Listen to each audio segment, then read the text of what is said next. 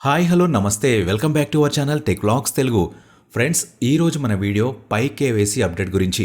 నాకు తెలుసు చాలా రోజుల నుంచి పై నెట్వర్క్ అప్డేట్ కోసం చూస్తున్నారని. పై నెట్వర్క్ కేవైసీ గురించి కొన్ని ఇంపార్టెంట్ అప్డేట్స్ ఇచ్చింది. అవేంటో ఇప్పుడు నేను మీతో షేర్ చేస్తాను. బట్ అంతకన్నా ముందు ఈ వీడియోకి ఒక లైక్ కొట్టండి. పై నెట్వర్క్ కేవైసీ వచ్చి చాలా రోజులు అవుతున్నా ఇంకా చాలామంది కేవైసీస్ పెండింగ్లోనే ఉన్నాయి. అందులో కొంతమంది అప్లై చేసి వెయిట్ చేస్తున్నారు. ఇంకొంతమందికి ఇంకా స్లాట్ అనేది రాలేదు. పై నెట్వర్క్ వాళ్ళు వాళ్ళ అఫీషియల్ బ్లాగ్లో ఏం చెప్పారో ఇప్పుడు చూద్దాం. వాళ్లకు అందిన అప్లికేషన్స్లో చాలా వరకు ఇన్కరెక్ట్ లేదా ఐడెంటిటీ మిస్ చేశారంట. ఈ ప్రాబ్లం అనేది ఒక విధంగా చిన్నదే, అయినా ఇంపాక్ట్ అనేది కొంచెం ఎక్కువగానే ఉంది. చాలామంది అన్క్లియర్ ఇమేజెస్ అంటే సరిగ్గా కనిపించని లేదా బ్లర్గా ఉన్న పిక్చర్స్ అప్లోడ్ చేయడం వల్ల వెరిఫికేషన్ ప్రాబ్లం అవుతుంది. కొంతమంది నేటివ్ లాంగ్వేజ్లో ఫిల్ చేయడం, అలాగే ఐడి ప్రూఫ్స్ కూడా ఒక్కో కంట్రీకి ఒక్కోలా ఉండడం వల్ల కూడా కొంచెం ప్రాసెస్ అనేది లేట్ అవుతుంది.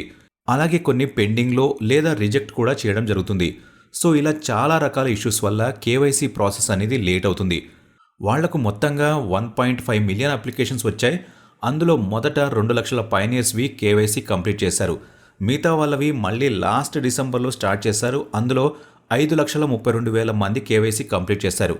మిగతా వాళ్ళవి కూడా త్వరలోనే కంప్లీట్ చేయడానికి ప్రయత్నాలు జరుగుతున్నాయి. మోస్ట్లీ హ్యూమన్ ఎర్రర్స్ ఎక్కువగా ఉన్నాయి. అందుకని అలా ప్రాబ్లం ఉన్నవి మళ్ళీ రీసబ్మిషన్కి పంపిస్తున్నారు. అలాగే కేవైసీ వ్యాలిడేటర్స్ని ఎక్కువ సంఖ్యలో ఇన్వాల్వ్ చేస్తున్నారు. వీడియో కేవైసీ ప్రాసెసింగ్ని ఇంప్రూవ్ చేస్తున్నారు. ఐడి వెరిఫికేషన్ టెక్నిక్స్ని ఇంకా ఎఫిషియెంట్గా వర్క్ చేసేలా ట్రై చేస్తున్నారు. కేవైసీ ప్రాసెస్ అనేది స్మూత్గా ప్రాసెస్ అవ్వడానికి పైనీర్స్ అనగా మనం కొన్ని టిప్స్ పాటించాలని వాళ్ళు చెప్తున్నారు. అవి ఏంటి అంటే, నెంబర్ 1, కంప్లీట్ ఇన్ఫర్మేషన్. మీ డాక్యుమెంట్స్ అన్నీ సరిగ్గా మరియు పూర్తిగా ఫిల్ చేయాలి. లైక్ డాక్యుమెంట్లో ఉన్నట్టుగా బర్త్ డీటెయిల్స్ ఇవ్వడం లాంటివి. Second, high quality document images.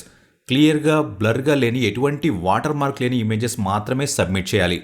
Number 3, correct country of ID submission. మనం ఏ దేశమైతే సెలెక్ట్ చేసుకున్నామో ఆ దేశానికి సంబంధించిన ఐడి ప్రూఫ్ సబ్మిట్ చేయాలి. సో కంట్రీ సెలెక్ట్ చేసుకునే టైంలో జాగ్రత్తగా ఏ కంట్రీ సెలెక్ట్ అయ్యి ఉందో చెక్ చేసుకోండి. Number 4, consistent ID document submission. అంటే మీరు ఏ డాక్యుమెంట్ సబ్మిట్ చేస్తానని సెలెక్ట్ చేసుకున్నారో ఆ డాక్యుమెంట్నే సబ్మిట్ చేయాలి. Number 5, consistent language in data entry.